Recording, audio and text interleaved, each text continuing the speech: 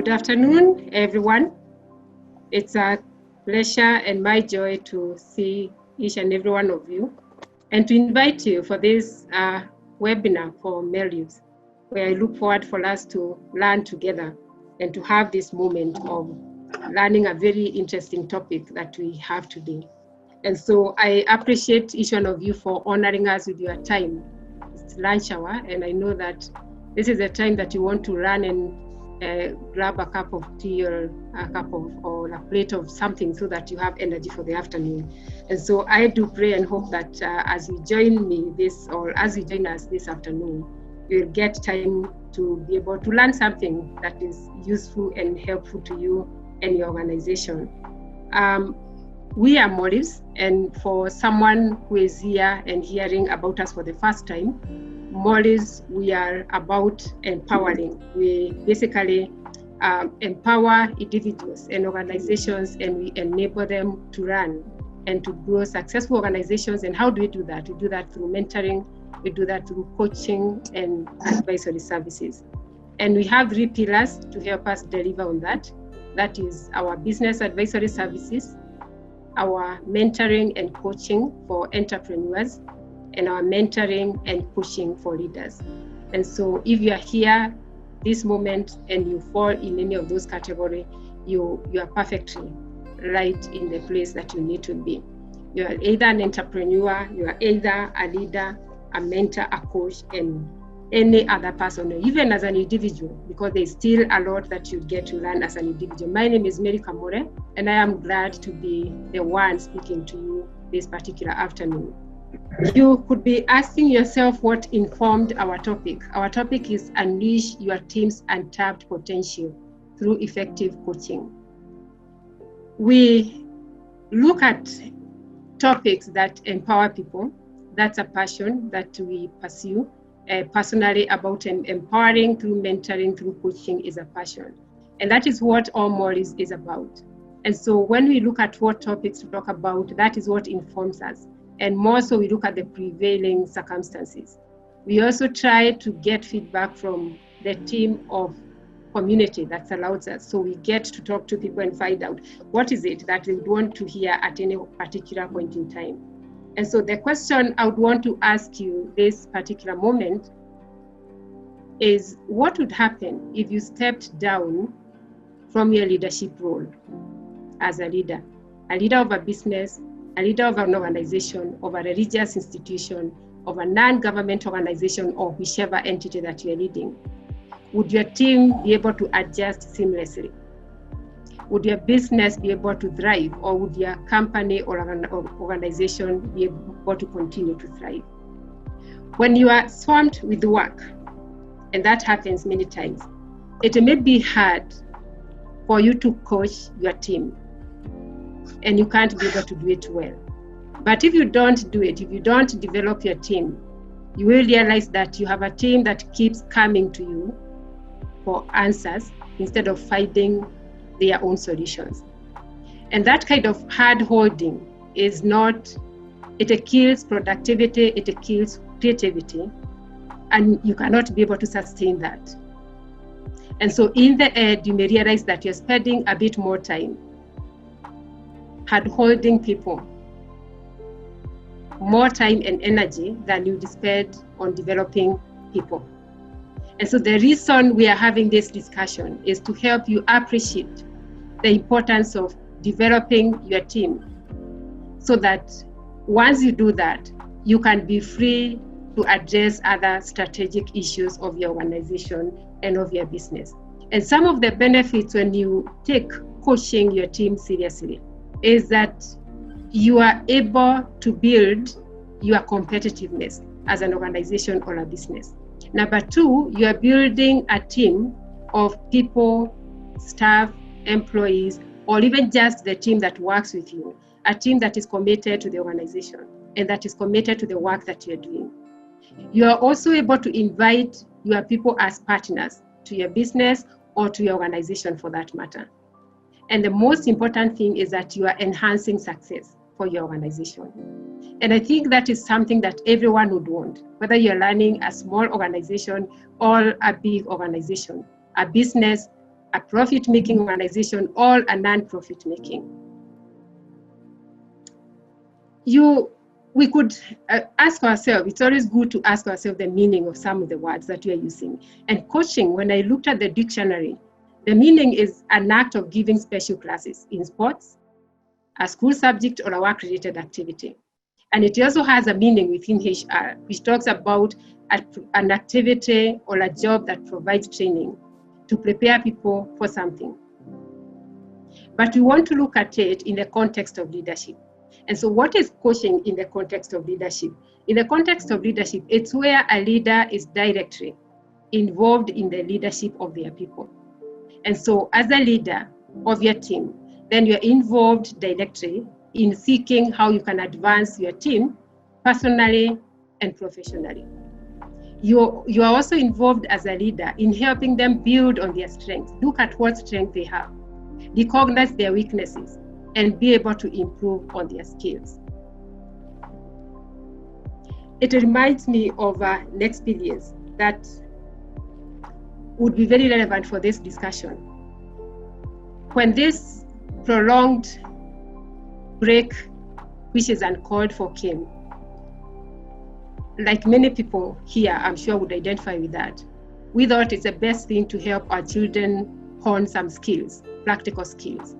And one of those skills that we thought we can help them to hone is cooking. And one of those that we wanted to help learn a skill in cooking is our son. And so our 14-year-old son, who loves cooking, we decided we want to help him learn a bit of making ugali, which he likes. And all of us know ugali because we are Kenyans, and I'm sure we have one or two non-Kenyans. Ugali is where you mix the flour and water and you mix it completely and cook it, and it give you something that you can make for a meal.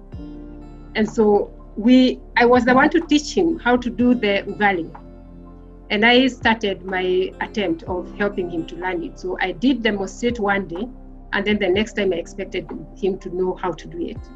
So what happened is that he was sure he is aware and he knows how to do it, and I left him to do the cooking. So for 3 attempts, I gave up.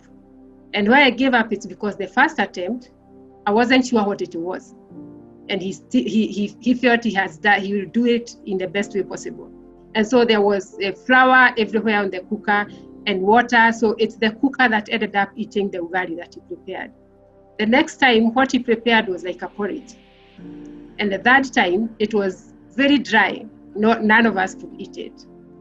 And so I gave up. I decided either he can't learn this, he can learn other things, make other things, but possibly not this particular one. Or I also concluded that he is impatient. I later came to realize I'm actually the one who was not patient. So the father said, I can teach him how to do ugali. And so what the father did is that he set up specific date to meet him. So they agreed every Monday, 6 p.m. is their date for cooking ugali. And that was going to happen for 5 Mondays. So the first Monday, the father did the cooking of the ugali and the boy was watching. And he did the watching and he didn't cook at all. So the second time, that is the second Monday, the boy or our son and the father, they did it together. So one puts the water, the other one puts the flour, the other one mixes one time, the next time he mixes, finally they had the ugali ready for eating. The third time, our son cooked as the father was supervising him and was keeping watch on him. And he was instructing him, do this, don't do that, do the next thing, and so forth. And the ugali was good. The fourth time, the father didn't instruct him. He just stood and observed as he was doing it. It didn't come out as well, but it was a good attempt altogether. The fifth time, he had ugali that I can't cook, a better ugali than I can do. Basically that, and the father came to me and told me, I have achieved something that I'm very proud of. And I thought it was something different.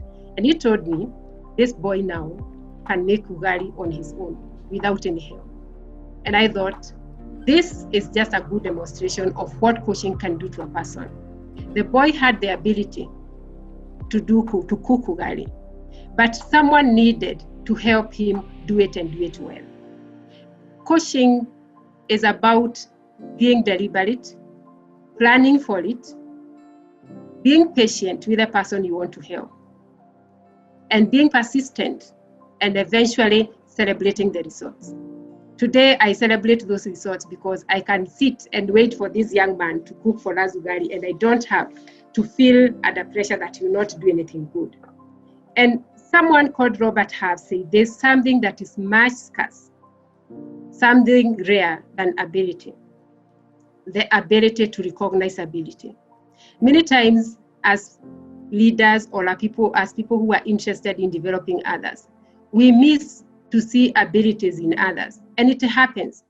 We miss that rare thing, that is being able to recognize ability in the people that we have with us. And before I go to how we can unleash our people's potential, just what stops us from empowering others, even when we know that empowering is very important. What stops us from empowering others? I'll quickly mention 3 things that stops us from empowering others. And these 3 things, one is desire for security. There are many times that we fear being irrelevant. And we think, if I make this person better, I might possibly become irrelevant. I might lose my position. I might lose my job. I might lose my name, and so forth and so forth. And that fear makes us withhold empowering another person. And that becomes a barrier to our ability to help other people. The second thing that can be a barrier to empowering other people is resistance to change. It is the nature of man to resist change, and especially sometimes change for the better. One of the fear I had about having our son do the cooking, it's the fear that you'll not do it as well, or the fear that I may start eating something different than what I'm used to. And so resistance to change can be in the way of you being able to help another person. And the third thing is lack of self-worth. When you haven't placed much value on yourself, or when you're not very sure of your value, it is very hard for you to communicate value to another person. And so until you are very certain of your value, and someone by the name John Pierre, who said, you cannot lead a cavalry charge if you think you look funny on a horse. And so if you are not confident about yourself, if you're not confident about your value as a team leader, then it's very difficult for you to pass on value to another person. And so these 3 things can stand in the way: feeling insecure, being resistant to change, and having low self-worth. And if you are to empower someone, it's very important then that you address those 3. You make sure that you have addressed the barriers before even you consider empowering the people around you. And there are different ways that you can do that. You can look for self-help programs or self-help materials that helps you to discover yourself, know yourself, and just how you can make yourself better as a leader of a certain team, or even to make yourself better as one who is managing a particular group of people. So we look at 3 ways that you can unleash your team's untapped potential. And that is our topic for the day. So I'll talk about 3 ways. And these 3, each of them has sub-points under them. And if you have a pen and a paper close to you, you can actually note a few of them. Number 1 is shift your thinking. Sometimes we have low expectations of people. And when we have low expectations of people, it becomes hard when you have low expectations of people for those people to yield growth. And most of the times, that leads to frustrations on both ends. If you would find yourself thinking, this person just can't make it. If you find yourself thinking, this person doesn't have what it takes. A Stanford professor called Carol Dweck said that is what is called a fixed mindset. When you think somebody can't just make it. And a fixed mindset can limit your ability to help another person. And she goes ahead and says, when people already know they are deficient, then they have nothing to lose by trying. And so you would need to think, how do you help people? By changing the way you think about them. And at this point of shifting your thinking, there are two ways that you can be able to address the way you think.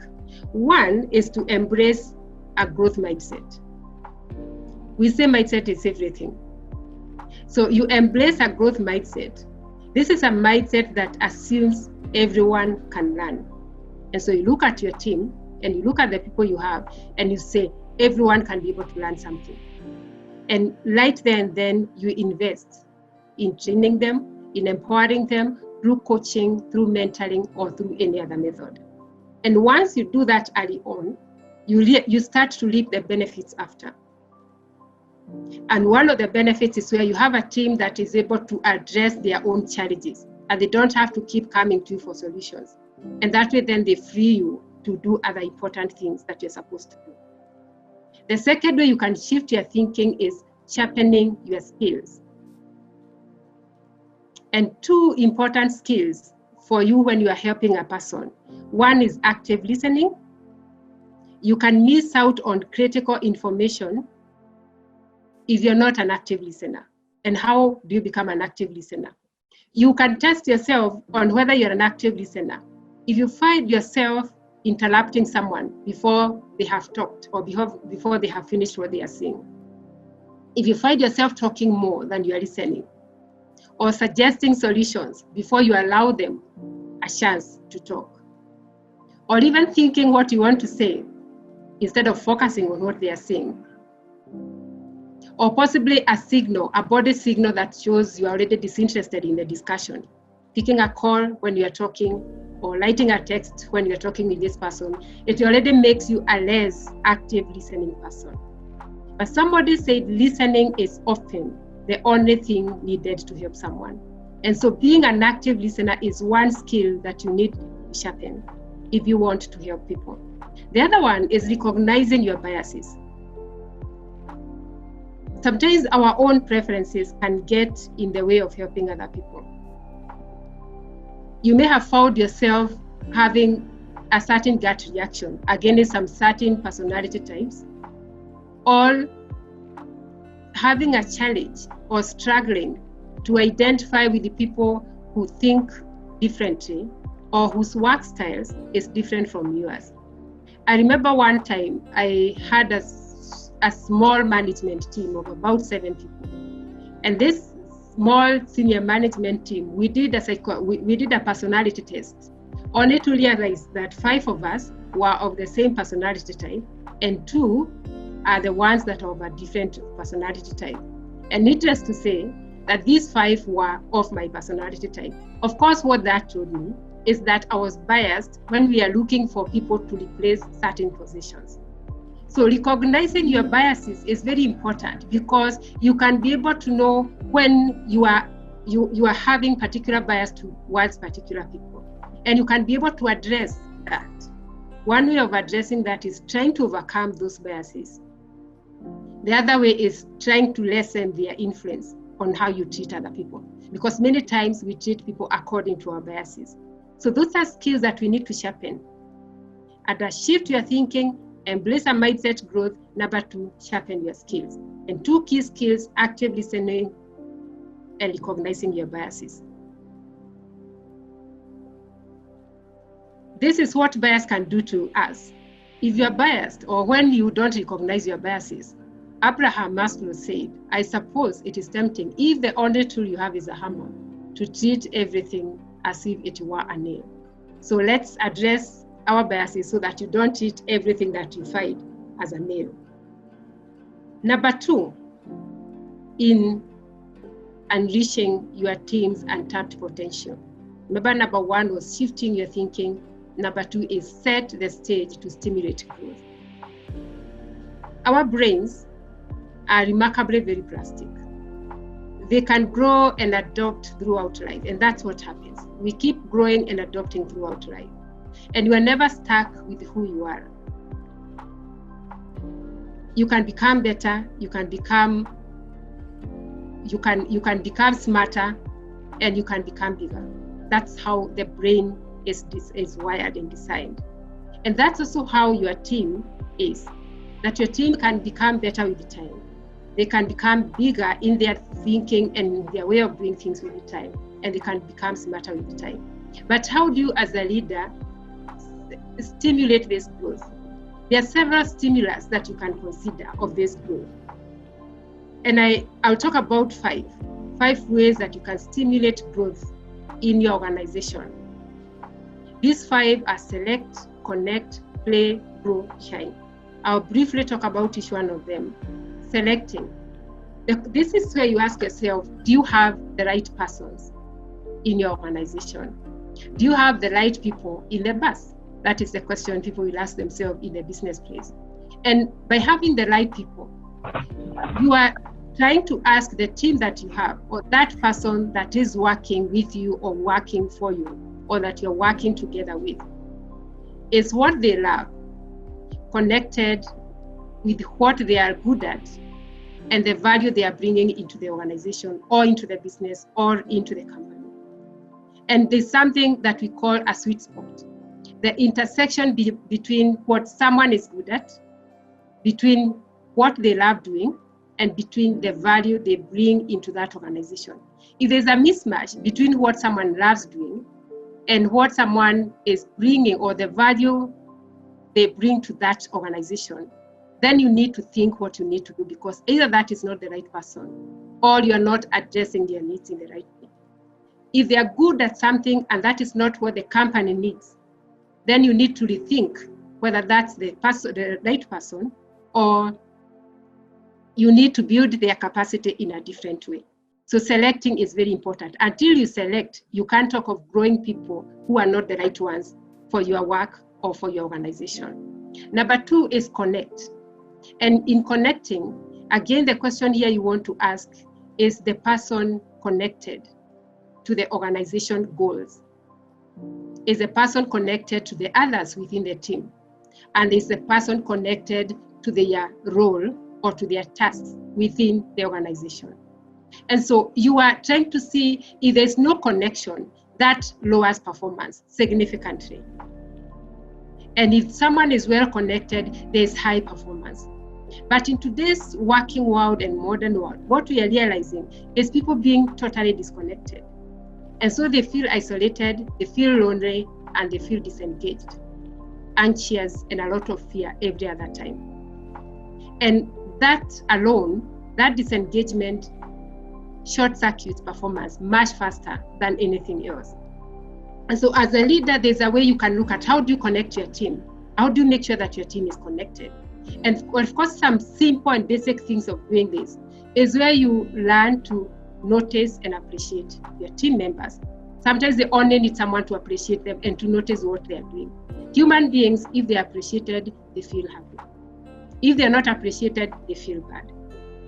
Just walking by one of your team members and smiling and saying hi to them makes a lot of difference. The other one is encouraging conversations. It's when you need to ask yourself, when is it the right time to do an email or to write a message, or is it better to just walk over and have a conversation, especially if they are emotionally laden issues. The other one is encouraging a change. If you realize that your team is going through a certain level of pressure or stress, you can encourage change. You can encourage a different way of doing things, a different way of working. I remember early in this year when I had an engagement with one firm for a team building activity. And by the end of that 2-day team building, it wasn't even long, it wasn't even magical in any way. The team was different and energized and refreshed to continue with the year. Then I was saying, I see now I have a team that is ready to continue working for the rest of the year.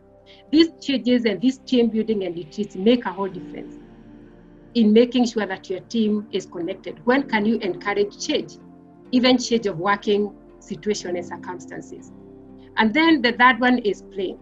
And in other play, I want to talk more about encouraging imagination and creativity. This is where you realize, yes, you may have the right person. You selected the right person in the team. You have ensured they are connected. but encourage them to grow by giving them an environment that challenges their creativity and their imagination. And in the era of innovation where we are today, we are not limited in how far you can allow your team to think. You can allow your team to be creative. And this is a stimulus to growth, because somebody doesn't get to feel underutilized, or they don't get to feel bored with what they are doing. And of course, you don't want to overburden them with things that are way beyond what they can handle. But at the same time, you want to make sure that you have encouraged an environment of imagination as a leader. Number 4 is grow. And at a grow is where you have the right person, you have selected the right person, they are connected, they are imaginative, and that is good environment for them to grow. And all you need is to then make sure that they master their skills, they master their ability to do their job. And you do that by continually giving them, exposing them, training them, and making sure that they get better at what they are doing. And eventually this team shines. And you make sure they keep shining by rewarding them, appreciating them, and all those things that you can do to keep motivating them. And so these 5 ways are ways that you can pick up as a leader to see that you have the right persons and you have the people who can grow. You have stimulated growth within your organization by ensuring that there's that interconnection between select, connect, play, grow, and shine. The third way you earn your team's trust, or the third way is earn your team's trust. The first one, we talked about shift your thinking. The second one, set stage to stimulate growth. And the third thing is earn your team's trust. It's hard to unleash your team's potential if they do not have your trust. Without trust, you will not get the best from your team. You will not win them over. What you'll get at best is either untruth or half-truth. Many times they may even distort the truth, especially if they fear they'll be criticized if they make a mistake. This means you can also not get to hear them or even know what they are looking for or what they want in the organization, or even their mind about the future of the organization, or even how they want to be helped. So even if you want to help them, you cannot help them if you have not won their trust. And so it is very unlikely that you'll be able to learn what is going on in their minds, in relationship to the organization, or even what is happening out there. So 2 ways in which you can earn your team's trust. One is listening. We'll only look at 2 of them. One is listening. This is where you hear your team. You consistently find focused time to spend with your individual team members. This allows you to listen to them, hear what they are thinking, and you also develop interest in their lives, not only in regard to the organization, but also in regard to their own personal lives. And this also shows that you're not only interested in them serving the organization, but you are also interested in how you can serve them. It is also very encouraging that you can exchange information about your personal life. And this builds more trust. When they see that they can trust you by sharing who you are, personal life as part of it. And of course, knowing where to set limits, because you don't want to be too invasive in this area. However, when you share your personal life and you get interested in their personal life, not only in their work life, that makes the whole difference. Listen to them. And going back to what I talked about, active listening, and being available to hear them is very, very important. The second one is behavior. You can listen and you can act on what you listen, but your people will always look at your day-to-day behavior to be able to confirm that you are authentically interested in their development. And so being able to demonstrate a behavior that shows interest in their lives is very important. Give credit where it is due. This is where you go out of your way to credit your team member for the work done, for their contribution to a success of a project. And it is even better if it's done in public, or if it's done to a management level that is higher than where they belong to. Number 2 is set an example. This is where you model what you want done. Sometimes it happens that as leaders, you can say, don't do this, and tomorrow you do the same thing. Or you say, do this, and tomorrow you don't do the same thing that you said you do. And so setting an example means, do you expect a certain behavior? Then demonstrate it. Do you expect a certain response to a particular matter? Then demonstrate that. Do you expect a certain way of treating the customers? Then demonstrate that. And number 3 is taking one for the team. It makes a whole difference if, as the team leader, you take one off the plate of one of your team members. And more so if you're allowing them, or if they are having the time to then address on some personal matters. This shows high level of selflessness, and you'll also see the same being demonstrated to other team members. And so taking one of the team is something that you can consider as a team leader. And the last one is being transparent with the tough decisions and feedback. Yes, you want to listen to your team, you want to help them grow, you want to develop them, but that doesn't mean that you will not get to make tough decisions. You will still have to do it. But most important is you be transparent as you do that, being as open as possible and giving all the information, as much information as you can, and also allowing for questions and feedback at the same time.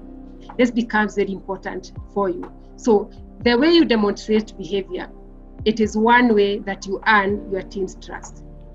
So those are the 3 ways I have talked about in summary. 1, shift your thinking. And under shift your thinking, I talked about embracing a growth mindset.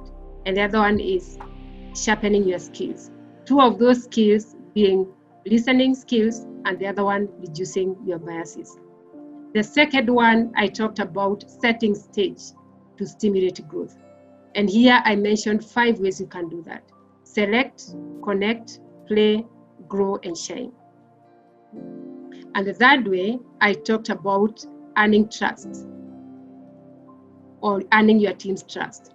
And in earning your team's trust, we said one way is by listening, and the second way is behavior. And so my listeners, this afternoon, I share with you the key skills that I thought can be very helpful when you want to unleash your team's untapped potential. And you can do that. It's not difficult to coach your team. It's not difficult to do it. The term coaching sounds very complicated sometimes, but this is something you can do on day-to-day basis with your team, whether it is one person, whether it is 2 people, whether it is several people that you are leading. You can be able to actually lead them and coach them at the same time. Or even in your own home, some of us, you can be able to do that with your own people that you are leading within your home. As a believer, I always relate with what the Bible says, because I find the Bible being very relevant to me. Whether you are coaching or doing business or mentoring or carrying out a particular task, I always find where does relevance come in. And I saw these 3 areas that I want to mention as I come to a close. One is where I see Paul was talking to Timothy in 2 Timothy 1:6. And he was telling him, for this reason, I remind you to fan into flame the gift of God, which is in you through the laying on of my heart. And what I want to say here is that in everyone, there's a gift. This one is already given by God. There's a gift, a talent, and ability. Remember the first thing, the quote I gave about Robert Hart, who says that the ability to recognize ability, it lacks. That in everyone, there's an ability. There's nothing as a leader or as a coach or as a mentor, you are putting new in a person. You are only helping them to find what God has put in them. And so as you make effort or as you become deliberate in helping someone, always remember that God has put in them something, and your work is to only find it out and to make it active. And that is when we are talking about untapping potential. And number 2, if you look at what Jesus did with his disciples, he empowered them all along, and he kept challenging them. And we see him asking him questions like, where is your faith? And even telling them at some point, you will do even greater things than this. Again, that is a sign of empowerment. And so empowering is something demonstrated even in the Bible. Look at what God did with man. We see at one point, God asking man to name all the animals. And we see this particular section of Genesis 2:20 where it says, so man gave names to all the livestock, the birds in the sky, and all the wild animals.